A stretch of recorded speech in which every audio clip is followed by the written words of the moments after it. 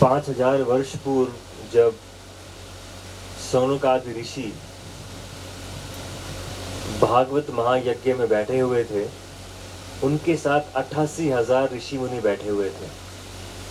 और सुत गोस्वामी, जिन्होंने पहली बार भागवतम का श्रवण किया था, जो सुखदेव गोस्वामी ने परीक्षित महाराज को बताई थी, उस समय सब 88,000 ऋषि मुनियां उस भागवत यज्ञ में आहुति दे रहे थे। आप सोचेंगे कि वहां पर तो अग्नि नहीं थी, अग्नि प्रज्वलित नहीं थी, तो वो आहुति कैसे दे रहे थे? श्री भागवत महायज्ञ में वो सब ऋषि मुनि आहुति कैसे दे रहे थे? यज्ञ कुंड कहाँ था? अग्नि कहाँ थी? ऐसा आता है भगवत गीता के 4थे अध्याय में कि हमारा कान, हमारे कर्ण इस भागवत महायज्ञ में एक कुंड की तरह काम करते हैं।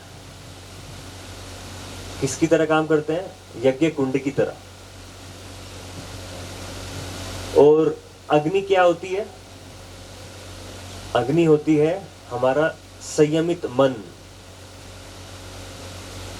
जितना एकाग्रित मन, जितना एकत्रित मन, जितना संयमित मन रहेगा, उतनी ही ज्यादा अग्नि तेज चल रही है। अगर आपका मन नहीं है सुनने में, तो मान लीजिए अग्नि नहीं है। और जितनी ज्यादा मन आपका लगेगा सुनने में, उतनी ही तेज अग्नि है और उतना ही अच्छे यज्ञ होगा। और आहुति क्या है इसमें? यज्ञ है, यज्ञ कुंड है हमारे कर्ण द्वार, कर्णरंध्रेना। संयमित मन है हमारा अग्नि। आहुति क्या हुई उसके अंदर? आहुति हुई भगवान श्री कृष्ण का श्रवण करना, भगवान श्री कृष्ण की लीलाएं सुनना। वो सुनना मात्र ही सबसे बड़ा यज्ञ बन जाता है। भगवान श्री कृष्ण कहते हैं, यज्ञा नाम जपो अस्मि। सब प्रकार के यज्ञों में सबसे बड़ा यज्ञ क्या है? भगवान के बारे में स्मरण करना, श्रवण करना। तो श्रवण मात्र करने से जिस प्रकार परीक्षित महाराज की मुक्ति हो गई, और उच्चारण मात्र करने से, कीर्तन मात्र करने से सुखदेव गोस्वामी को भगवान श्री कृष्ण का धाम प्राप्त हुआ, उसी प्रकार अगर हम अपने एकत्रित मन से, संयमित मन से, अपनी भावना पूर्वक भगवान श्री कृष्ण का भजन सुनेंगे, भगवान श्री कृष्ण की कथा सुनेंगे, हम अपने जीवन में सबसे बड़े यज्ञ में पार्टिसिपेट कर रहे हैं। आप इससे बड़ा यज्ञ कहीं नहीं कर सकते। तो हम अपने यज्ञ के 4थे दिन में हैं। हम सबको सराहना करते हैं। आप हमारे साथ हैं इस यज्ञ में, रोज आहुति दे रहे हैं। आपका हृदय मन कितना प्रसन्न, कितना प्रफुल्लित, कितना आनंदमय हो रहा है, यही प्रमाण है कि वो यज्ञ सफलतापूर्वक आगे बढ़ रहा है। तो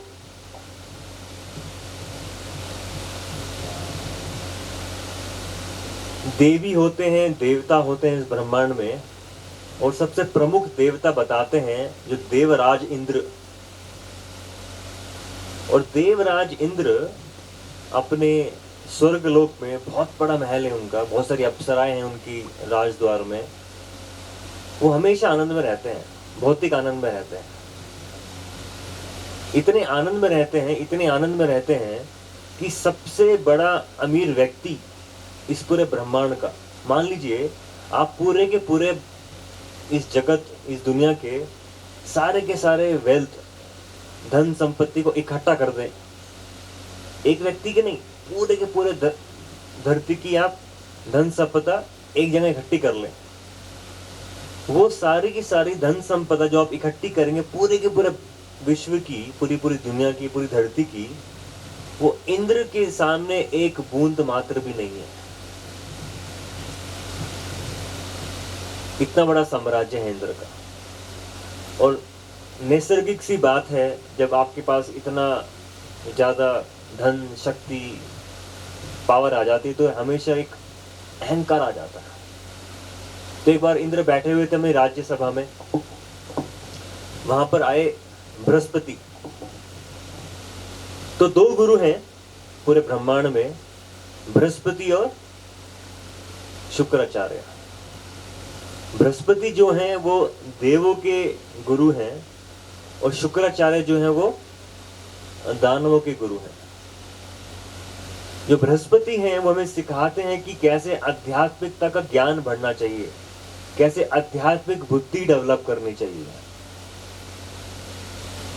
लोगों के पास बहुत ज्यादा बुद्धि होती है। आप जाइए, बाहर जाइए, इतने ज्यादा शार्प इंटेलिजेंट लोग हैं, इतनी तेज उनकी बुद्धि चलती है, लेकिन उन्हें भगवान के बारे में कुछ भी ज्ञात नहीं है। उन्हें तो लगता है कि भगवान एग्जिस्ट ही नहीं करते। मतलब उनके पास भौतिक बुद्धि तो है, लेकिन उनके पास आध्यात्मिक बुद्धि नहीं है। जो बृहस्पति देव हैं वो उद्धव के भी गुरु थे। उद्धव जो थे वो भगवान श्री कृष्ण के मित्र थे, वो डायरेक्ट डिसाइपल थे बृहस्पति देव के। और इंद्रदेव भी उनके शिष्य हैं। जैसे ही बृहस्पति उस राज्यसभा में आए तो क्या कर्तव्य बनता है एक शिष्य होने के नाते इंद्र देवता का, कि उठे अपने राजपाट से, थोड़ा स्वागत करे इंद्र मुनि का, बृहस्पति देवी का। लेकिन उन्होंने ना तो बृहस्पति की तरफ देखा, ना तो कोई जलपान कराया, ना कोई उन्हें सही जगह दी बैठने की, बिल्कुल इग्नोर कर दिया। तो जैसे ही उन्हें इग्नोर किया, उसी समय बृहस्पति समझ गए कि मेरे शिष्य के हृदय में क्या चल रहा है। उन्हें समझ आ गया कि मेरे शिष्य के हृदय में बहुत अहंकार चढ़ गया है, उनके मन में बहुत अहंकार चढ़ गया है। उसी समय बृहस्पति वहां से चले गए बिना कुछ बात किए। और जैसे ही बृहस्पति वहां से गए तो इंद्र देवता को अपनी गलती का एहसास हो गया कि मैंने कुछ बहुत बड़ा पाप कर दिया है आज, ऐसा मुझे नहीं करना चाहिए था। लेकिन उस समय तक बहुत देर हो चुकी थी। तो जैसे ही बृहस्पति नाराज हुए इंद्र से, सारे के सारे देवताओं की शक्ति क्षीण होने लगी। ऐसा बोलते हैं, आपने कितना भी शक्तियां कमा ली हो, लेकिन शुद्ध भक्त के प्रति एक अपराध सारे के सारे ऐश्वर्य को नष्ट कर देता है। अगर आपने हृदय के मन में शुद्ध भक्त के प्रति, एक संतों के प्रति आदर नहीं रहा, तो कितना भी आपने धन कमा लिया हो, कितना भी आपने बुद्धि कमा ली हो, सब जैसे सूखे घास की तरह होता है। लेकिन उसमें एक माचिस की तिल्ली पूरे के पूरे सूखे घास को खत्म कर देती है। तो अपराध होता है वो एक माचिस की तिल्ली की तरह होता है। तो उसी प्रकार सारा का सारा ऐश्वर्य सब क्षीण होने लगा देवताओं का। दूसरी तरफ शुक्राचार्य, सारे के सारे देवता शुक्राचार्य की सारी बात मानने लगे, उनकी सेवा करने लगे, बात मानने लगे, सब कुछ करने लगे, और उनकी शक्तियां बढ़ती जा रही थी। तो दानवों की शक्ति बढ़ती जा रही थी और देवताओं की शक्ति कम होती जा रही थी।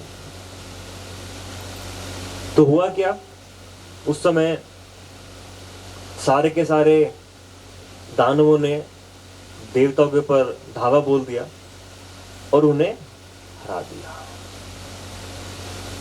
उस समय सारे के सारे देवता परेशान होकर गए ब्रह्मा जी के पास। बृहस्पति को ढूंढने का प्रयास किया, लेकिन बृहस्पति नहीं मिले उनके। तो ब्रह्मा जी के पास गए। तो ब्रह्मा जी ने बोला, तुमने अपने गुरु की इज्जत नहीं करी, प्रणाम नहीं किया, स्वागत नहीं किया, तो भगवान ने सारा का सारा आपको जो फल वो पुण्य क्षीण कर दिए। तो अभी आपको जाके विश्वरूप है, जो तुष्टा का सन है, उनका पुत्र है, उन्हें जाके गुरु बनाइए और अपने यज्ञ आहुति शुरू कीजिए, ताकि आपकी शक्ति दोबारा लौटकर वापस आ सके। तो सारे के सारे देवता गए विश्वरूप के पास में, उन्हें मनाया कि आप हमारे गुरु बन जाइए, हम आपको स्वीकार करते हैं, और हमारे लिए आप एक यज्ञ कीजिए ताकि हमारी शक्ति दोबारा से दोबारा बढ़नी शुरू हो। तो शास्त्र में ये तरीका बताया गया है शक्ति ग्रहण करने का। शक्ति ग्रहण करने का तरीका ये नहीं कि आप खुद के बल पे शक्तियां कमाएं। शक्ति ग्रहण करने का तरीका क्या दिया गया है शास्त्रों में, पूरे ब्रह्मांड में जो चलता है, यज्ञ दान तपा क्रिया पावनानि मनीषिणः। भगवान श्री कृष्ण भगवद गीता में कहते हैं, यज्ञ दान तपस्या पावनानि मनीषिणः। 3 चीजें करनी चाहिए, यज्ञ दान और तप। तो यज्ञ करना शुरू किया विश्वरूप ने, लेकिन हुआ क्या, जो विश्वरूप थे वो दोनों के प्रति उनकी आसक्ति थी, देवताओं के प्रति और दानवों के प्रति, दोनों की तरफ आसक्ति थी उनकी। तो वो क्या करते थे, एक आहुति देवताओं की तरफ डालते थे और एक आहुति दानवों की तरफ डाल देते थे, क्योंकि उनकी जो माता थी वो दानव थी, दानव की कैटेगरी से आई थी, उनके जो पिता थे वो देवता से आए थे। तो उनकी आसक्ति दोनों के प्रति थी, देवताओं के प्रति और दानवों के प्रति। और साथ में उन्होंने एक नारायण कवच बनाया इंद्र देवता के लिए, ताकि वो उसको बचा सके। तो जब एक दिन वो आहुति डाल रहे थे देवताओं के प्रति और दानवों के प्रति, उस समय उन्होंने जब दानवों के प्रति आहुति डाल रहे थे तो इंद्र इन्होंने देख लिया। इंद्र को लगा ये तो बहुत गलत काम कर रहा है, इंद्र को बहुत गुस्सा आ गया। इंद्र ने तलवार ली और उनका सर काट दिया। तो एक अपराध करने के लिए एक गुरुजन को लिया था, अभी उसमें भी गुस्सा आके उनका भी सर काट दिया। अभी उन्हें लगा ब्राह्मण हत्या का पाप। जब ब्राह्मण हत्या का पाप उन्हें लगा तो उन्हें लगा कि मैं पाप कहां बांटूंगा अब। तो उन्होंने उस पाप को 4 जगह बांटा था। वो पाप उन्होंने कहां बांटा था? 4 जगह। कहां कहां बांटा था? धरती पे पहले बांटा। धरती पे अपना 1/4 पाप दे दिया, और उसकी वजह से धरती के कुछ हिस्से बेकार हो गए। और ये भी उसके बाद दूसरा पाप कहां बांटा? जल के अंदर बांटा। जल के अंदर आप देखते हैं बुलबुले आने लगते हैं कुछ समय के बाद में, वो इंद्र देवता का पाप उसमें से निकलता है। तीसरा पाप कहां दिया? पेड़ों के अंदर। देखते हैं सीप निकलती है पेड़ों से कुछ समय के बाद में, लिक्विड निकलता है, वो इंद्र देवता का पाप है। और चौथा जो बना, उन्होंने स्त्रियों को बांट दिया। उसकी वजह से वो मंथली साइकिल होती है माता जी लोगों की, इंद्र देवता का पाप लेके। तो इस प्रकार अपने सारे पाप को 4 जगह बांट दिया इंद्र देवता ने। उसके बाद लेकिन हुआ क्या, जब उन्होंने विश्वरूप को मारा, उनके जो पिता थे त्विष्टा, उनको बहुत गुस्सा आ गया। उन्हें लगा कि मैं अब एक ऐसे पुत्र को जन्म देने वाला हूं जो इंद्र को मार देगा।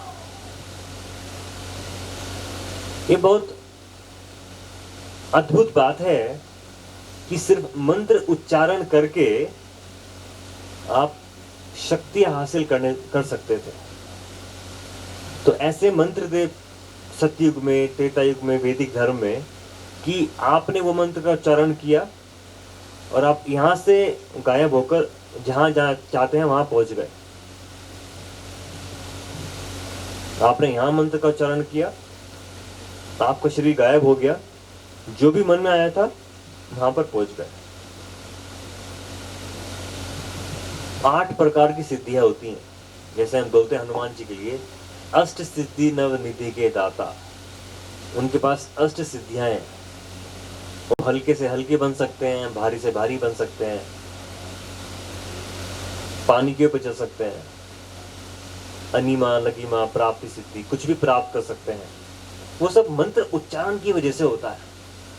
अगर आपने सही प्रकार मंत्र उच्चारण करना सीख लिया और समझ लिया तो सारी की सारी शक्ति आपको मंत्र से मिल जाएंगी। मंत्र का मतलब क्या होता है? मन प्लस त्रा, ऐसे आता है पू प्लस त्रा, पुत्रा। पुत्र का मतलब क्या होता है? जो अपने माँ बाप को पू नाम के नरक से त्रा दे, उसे बोलते हैं पुत्रा। पू नाम के नरक से जो अपने माँ बाप को त्रा दे, तेरा दे, उसे बोलते हैं पुत्रा। और ऐसे बोलते हैं मंत्रा, जो हमें अपने मन से बाहर निकाल दे। हम जो फंसे हुए हैं इस संसार में, वो सिर्फ एक चीज की वजह से फंसे हुए हैं। वो क्या है? क्यों फंसे हुए हम इस संसार में? मोह माया की वजह से। मोह माया कहाँ है? हमारे मन में है, हमारे अंदर है। असली दुश्मन कहाँ बैठा हुआ है? मन में बैठा हुआ है। हमने परसों पढ़ा था कि कौन हमारे दुखों का कारण है ना। किसको वो श्लोक याद है? क्या बताया था हमने? कौन हमारे दुखों का कारण है? ना अयम जनो कर्म सुख देखो हेतु। ना अयम जनो, कि कोई भी जन मेरे सुख दुख का कोई कारण नहीं है। ना अयम जनो कर्म सुख दुख हेतु। अगर कोई व्यक्ति, हमें लगता है कि उस व्यक्ति की वजह से मुझे परेशानी हो रही है, लेकिन वो व्यक्ति आपकी परेशानी का कारण नहीं है। मेरा भाई, मेरा बाप, मेरी माँ, नहीं, वो नहीं है। तो कौन है? ना कर्म, हमारा कर्म भी नहीं है। ना देवात्मा, देवता भी नहीं है। ना कर्म, हमारा कर्म भी नहीं है। ना काल, कोई काल भी नहीं है। तो कौन है हमारे दुख का कारण? मनहा परम कारणम। हमारा मन जो है वो परम कारण है हमारे सारे दुख का। अगर हमें कुछ ऐसी चीज मिल जाए जिससे हमारे सारे दुख, हमें मन से हमें बाहर आने का मौका मिल जाए। और भगवान श्री कृष्ण 6 अध्याय में भगवद गीता के मन के बारे में बताते हैं। भगवान कहते हैं, बंधुर आत्मा आत्मन तस्या ये ना आत्मा एवं आत्मन जिता अनात्मन तो शत्रुत्वे वर्ते आत्मा इनवा शत्रुवत। भगवान बता रहे हैं कि हमारा जो मन है वो हमारा सबसे बड़ा बंधु बन सकता है, और वही मन हमारा सबसे बड़ा दुश्मन बन सकता है। अगर हमने अपने मन को अपनी आत्मा की सारी शक्तियां दे दी और उसे करने दिया जो वो कर रहा है, तो वो हमारा सबसे बड़ा दुश्मन बन जाएगा। और वही मन अगर हमने सही प्रकार से यूज किया, वो हमारा सबसे बड़ा दोस्त बन जाएगा। मान लीजिए आपके साथ एक आपका साथी है, हमेशा चल रहा है, हमेशा साथ में रहता है आपके, जहां भी जाता है उसके, आपको आपके बारे में उसको सब कुछ पता है। कहाँ आपका पैसा है, क्या आपकी बातें चल रही हैं, आपका व्हाट्सएप मैसेज, सब कुछ चेक करता है वो। और मान लीजिए किसी बाहर के व्यक्ति ने उस आपके साथी को खरीद लिया,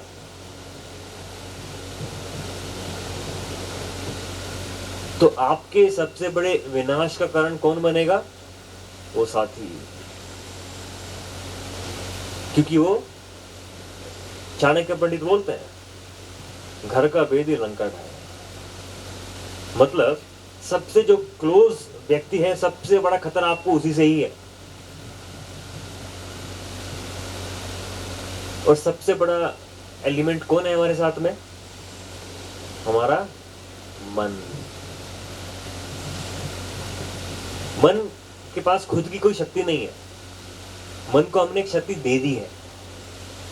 हम ही देने वाले हैं और हम ही लेने वाले हैं। अगर हमें समझ आ गया कि मैं अपने मन से शक्ति कैसे ले सकता हूं और कैसे, किस तरीके से वो आसक्त हुआ है, उस आसक्ति की वजह से मुझे परेशानियां हो रही हैं, अगर हमने वो खींच लिया मन से, तो सारी की सारी परेशानी खत्म हो जाएगी। तो अगर आपको तरीका मिल गया मन को संयमित रखने का, मन को एकाग्रित रखने का, तो उससे बड़ा कोई धन मिल सकता है आपको? अगर आपका मन शांत हो गया, मन खुश हो गया, मन तृप्त हो गया, मन सेटिस्फाइड हो गया, तो उससे बड़ा धन आपके पास कोई नहीं है।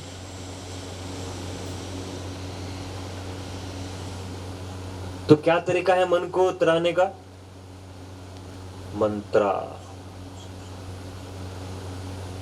जितना ज्यादा अपने मन को मंत्र सुनाएंगे, उतना ही ज्यादा हमारा मन हमारे संयम में रहेगा।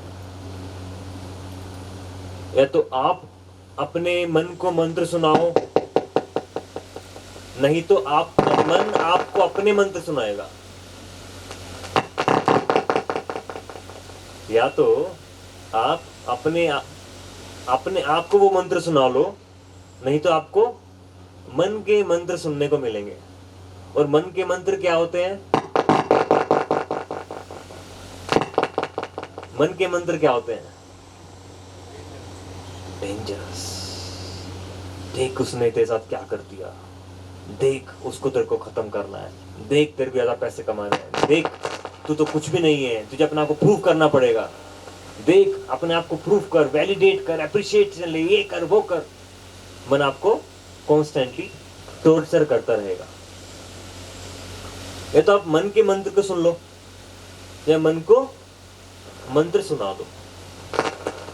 आपके पास सिर्फ एक ही चॉइस है, मन के मंत्र को सुनो या मन को मंत्र सुनाओ।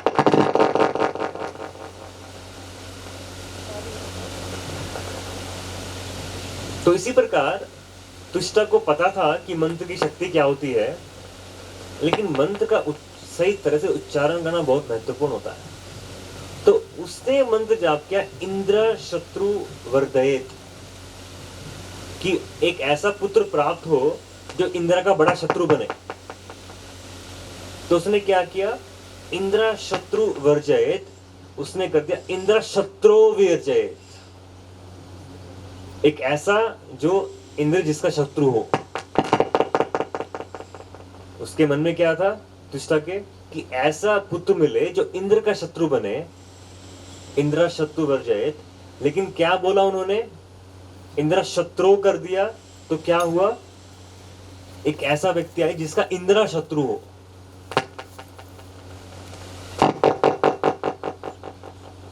तो इसी हल्के से मंत्र के चेंज ने एक ऐसा खतरनाक दैत्य को जन्म दिया जिनका नाम पड़ा वृतासुरा।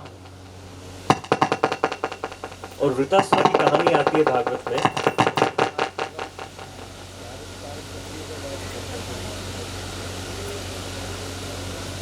तो हमें समझ आता है कि मन को जो तरा दे उसे बोलते हैं मंत्रा।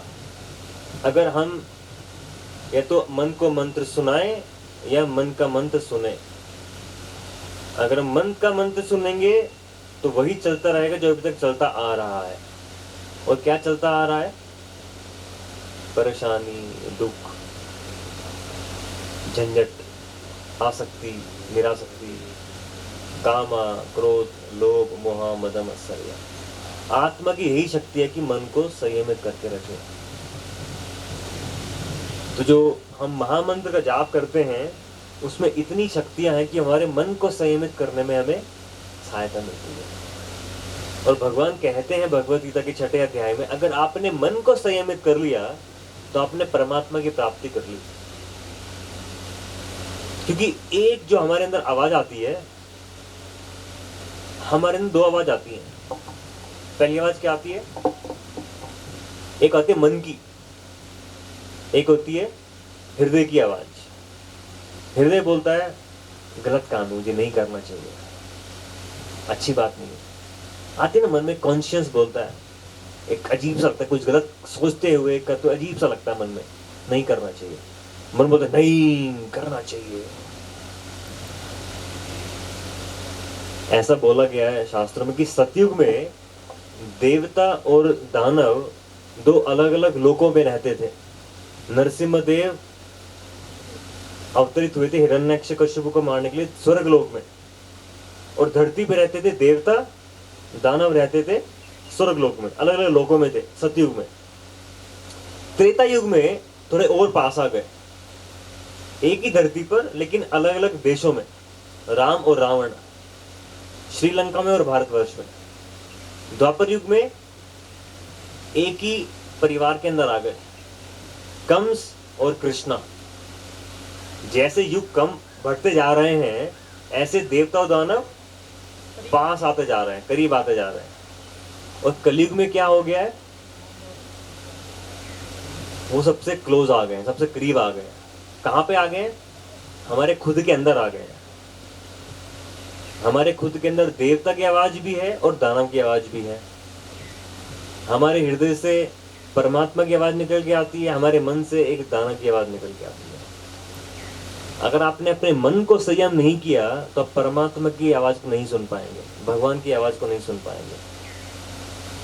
तो हरे कृष्ण महामंत्र जाप करके, हरि नाम की कृपा लेकर, बिना हरि नाम की कृपा के हम अपने मन को संयम नहीं कर पाएंगे। और हरि नाम तभी मिलेगा जब कृष्ण की कृपा होती है।